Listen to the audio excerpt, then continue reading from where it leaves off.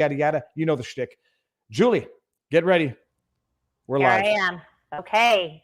Okay, so this is our first time actually meeting in real FaceTime. I mean, not in real life, but I know very little about you actually, and I realized this as I was looking you up today. 30,000 foot overview for the crowd who may not know who you are, and then I'll get into some standard questions, but then really into January 6th. Who are you, Julie? Who am I? This is a question I often ask myself.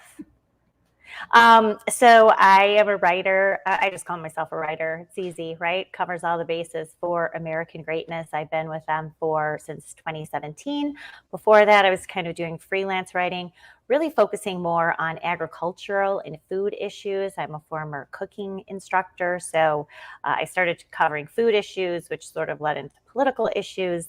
And then after Donald Trump was elected, started covering the Never Trump movement. So it's just been really an interesting progression over the past, about 6 or 7 years since I started writing full time. So that's enough. That's enough to cover. Okay. Everything else I cover on Twitter. So if people want to follow me there, Julie_Kelly too. I do a lot of chatting there, as you know, Viva. Oh yes, yes. Now, if I may ask, where were you born and raised? I was born and raised in the suburbs of Chicago. So my hometown is Naperville, Illinois, which is a western suburb. Right now I live in Orland Park. So born, raised here, worked in politics in suburban Chicago for years before taking about 10 years off to be a full-time stay-at-home mom. Got back into politics, and that's how I sort of fell into writing about politics. So, but I am a lifelong Illinoisan. All right. And if I may also ask, like, what did you study in university? Did you study journalism? Did you study something else that might, explain how you got to where you are? Sure. So I attended Eastern Illinois University, and I got a degree in communications, a minor in journalism. I worked in the TV, radio, and TV station there.